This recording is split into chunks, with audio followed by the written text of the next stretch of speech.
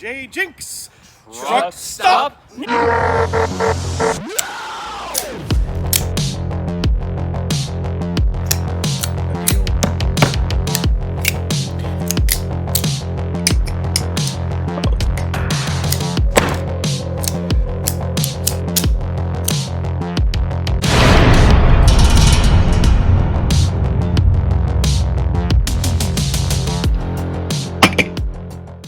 This is an Alaskan Ulu. Some years ago, I got interested in these types of knives. Wanted to get my hands on a genuine one, a real one. But in order for me to do that, I first needed to learn what that means. There's a lot of traditional knives, some of which I've featured on this channel, like the Duk, the Higo no Kami, then there's the Mercator. Oppen now counts, I think. The Okapi, which they still make today. You can still buy them today. You can look around on auction sites and get vintage antique ones. And so I was like, well, I kind of want a genuine Ulu, you know. And so when I started to learn about the Ulu, I kind of realized at some point, it can't be had. But there's a really interesting and fascinating reason, and that all lies in the history of the Alaskan Ulu. Now, this video is not intended to bring you through the entire history. I'm just telling you the relevant parts that I learned along the way that led up to my collection. First of all, there are lots of different designs of Ulus. There's not really a hard set definition of, like, that's an Ulu, that is not, and here's why. Because no one really thought about it that way. It was a design that was arrived upon by a people who needed something to use for everything, and this was the type of design that was settled on, among others. Very, very basically, it's a long crescent blade with a sturdy handle. That's it. That's the only definition. It's the intricacies that make it even more interesting. Now, these are knives that were also traditionally used mostly by women for everything from, like, preparing meat, vegetables, clothing. There were some variations of them used by men as well for, like, hunting and harvesting stuff and whatever. It was an every use knife, and therefore people tended to hold on to them and use them for years, sometimes their entire lives. And it wasn't uncommon, especially for certain territories, for people to actually decorate them, carve into them symbols and pictures and things that were symbolic of their culture and personal identities. And that's sort of why I can't have a genuine Ulu unless I make it myself. And that's what makes this knife so cool, is, I found this video of an old man talking all about the Ulu and how, if you really want a genuine Ulu, you gotta make it yourself, the way the Alaskans did and do. I can't find that video. I looked around it. Anyway, how do you do that? Well, relative to the age of steel, it's kind of a new-ish invention. Ulus typically are made from scrap metal or metal from, like, old worn tools. It's a whatever you can find kind of situation, because that's what life is like in parts of Alaska. And there definitely are historic pieces showing that people made them out of stone, and there are some territories where they made them out of copper as well. There are lots of variations in the construction. Like I said, a common one like this is holes in the blade, holes in the handle, and you pin it through, or it could be sewn together with plant fibers or leather. The handle material could be wood, could be bone, could be whatever's around. Sometimes they're not pinned together, but rather just fitted together with a naturally derived adhesive, sometimes made from mixtures of clay and hair and blood, or so I've read. And because it's such a utilitarian design, it's also arose independently in other parts of the world, but they all have similar stories. You use them for lots of different things. So, anyway, like I said, if I want a real traditional Alaskan ulu, I would have to make it myself. Maybe I will one day. But in the meantime, you can get these cheapo, stamped out ones that tell you it's an ulu on it.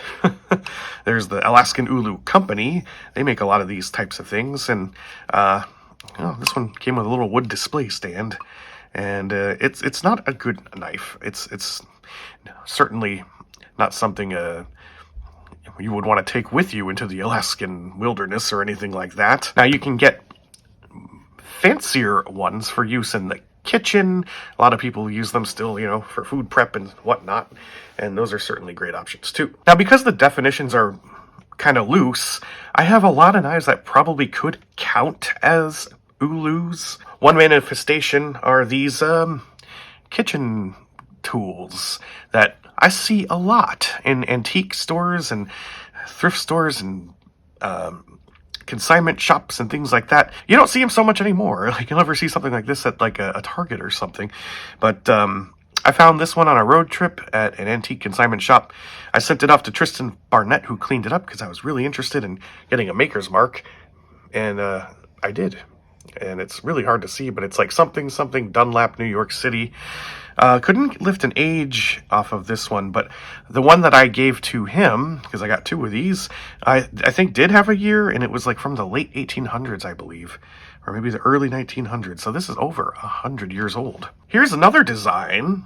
I think this would sort of count as an ulu blade, having one piece connecting the handle to the blade, and then there's your crescent thing. Now this one, pretty old too. Can't remember where I picked this one up, but it was also, I'm pretty sure, on a road trip somewhere.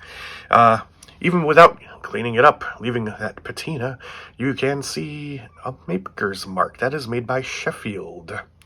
I have no idea how old it is, though. Here's another design variation that I think counts. This one comes to us from Right Edge Forged series. I bought this from SmokyMountainKnifeWorks.com. This is a kind of inexpensive budget brand producer of knives and other things. This one's really interesting to me for a couple of reasons. One, it comes with a sheath, and two, it's made to look like it was made from a railroad spike, and perhaps it was, but also it just looks really neat. You got the long crescent blade and a handle, and there are examples of ulus in this sort of sickle-ish shape.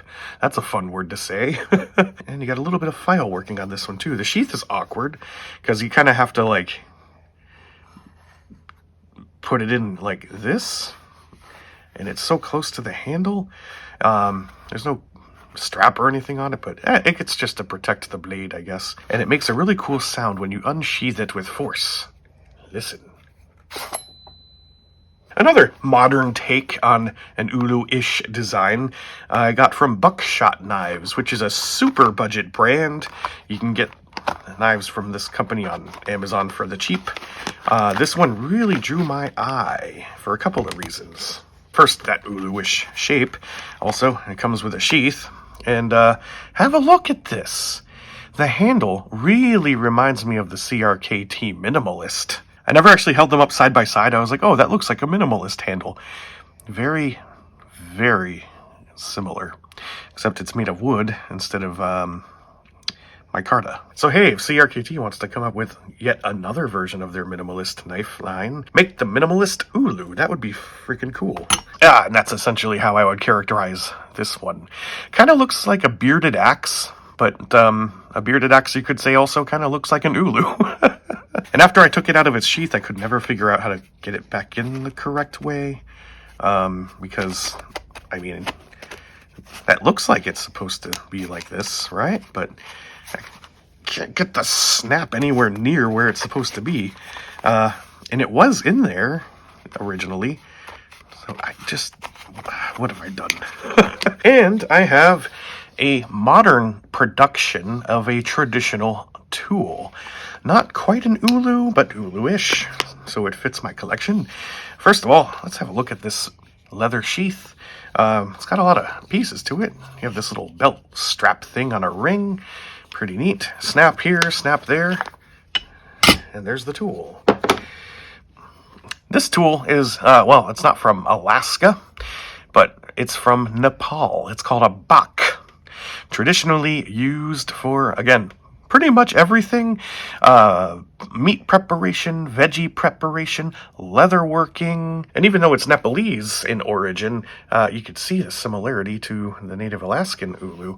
This knife comes to us from Kailash Blades. This was pretty inexpensive and impressive in quality. And there are a lot of options. You can get different polishes, different grinds, different sheath materials. Overall, I think I paid around $40 for this piece, and I'm very, very pleased with it. So it's got this knobby wood handle so that the user can put lots of weight behind it when they use it. And yeah, like I said, you can do anything with it. And that's the point, is that these designs are born from utilitarian circumstances, and so the designs end up being timeless and therefore traditional. This has been JJJinks.